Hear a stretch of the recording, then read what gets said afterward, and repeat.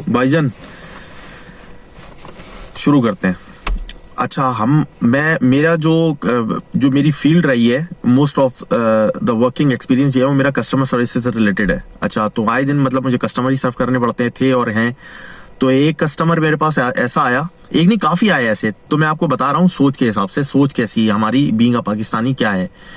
तो मैं उसको सर्व कर रहा था, तो सर्व करते हुए मैंने जो है वो हमेशा जो है कस्टमर से बात करता हूँ, इंगेज करता हूँ उसे कि sir how you doing, how is your day been करके, कि हाउ इज योर वर्क।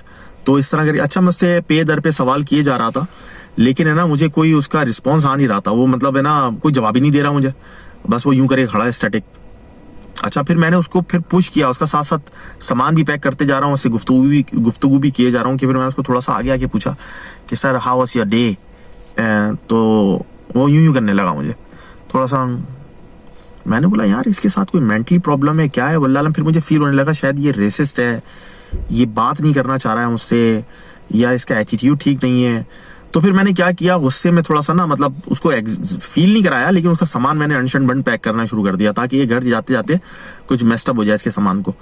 तो बहरहाल जब पे करने की बारी आई तो मैंने थोड़ा सा उससे इस तरह बोला कि हाई यू पे इन कैश और कार्ड।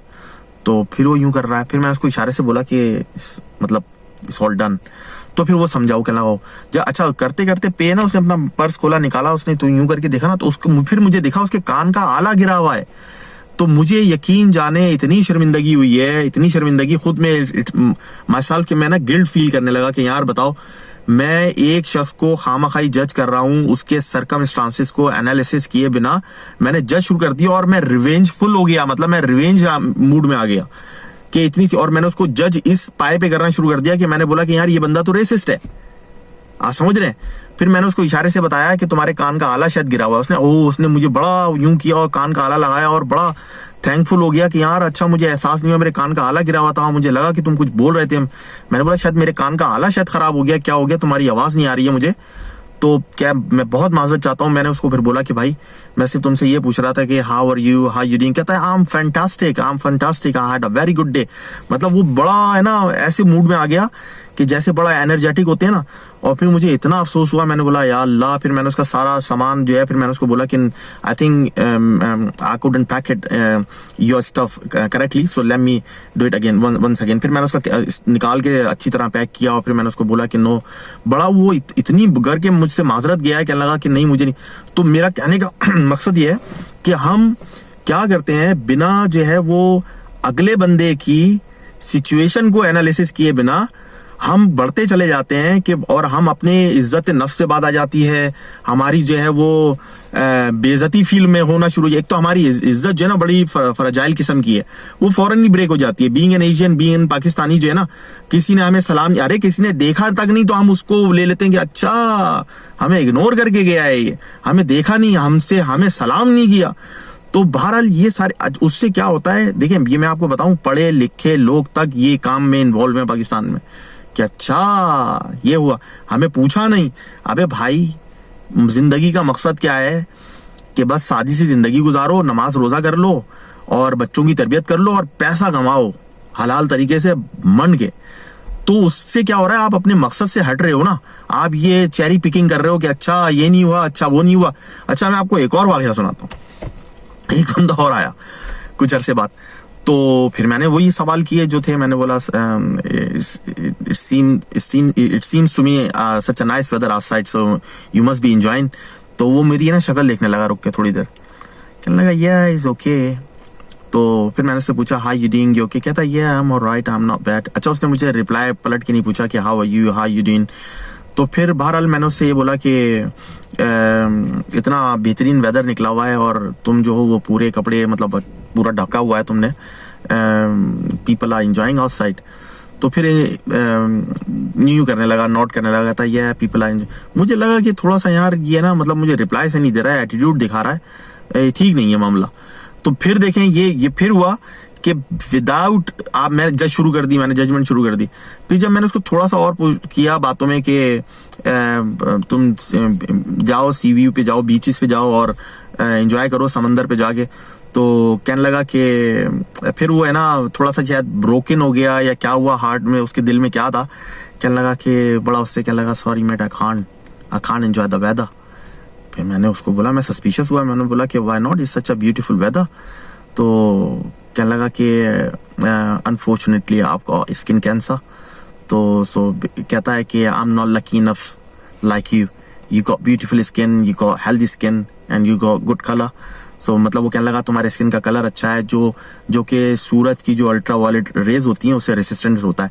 वो पूरा मतलब वाइट था वो, तो जो मतलब तो वो कहने लगा कि मेरा जो स्किन कलर है या मेरा जो स्किन है वो जो सूरज की रोशनी को कहता है a little short can be वो कहते हैं ना मतलब डेंजरस और मतलब किलर हो सकती है मेरे लिए। तो कह रहा है कि I have to keep my skin covered all the time.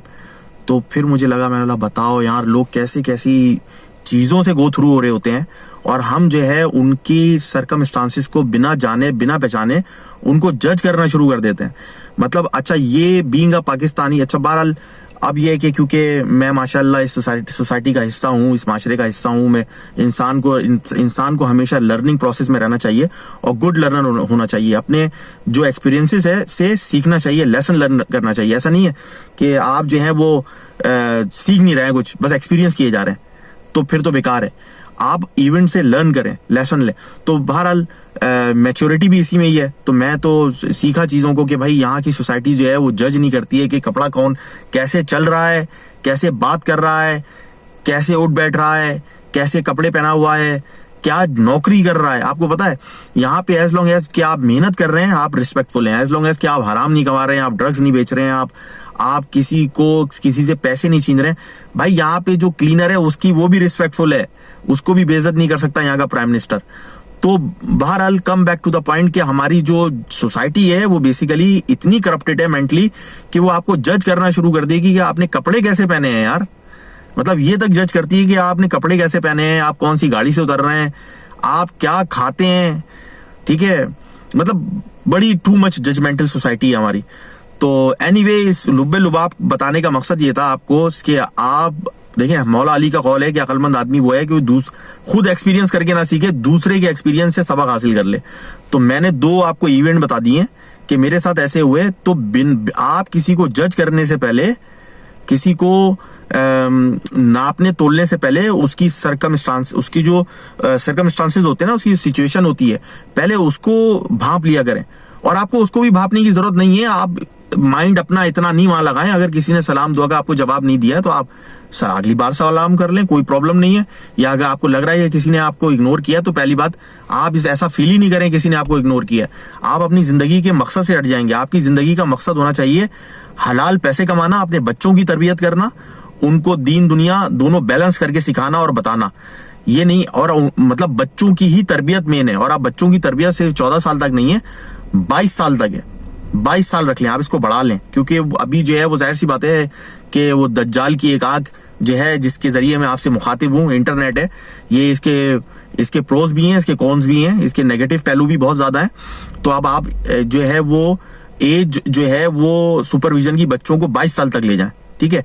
तो बहरहाल अपने घर वालों का सबका ख्याल रखें और खास तौर पे अपने माँ बाप का बड़ा ख्याल रखें, ठीक है। अस्सलाम वालेकुम।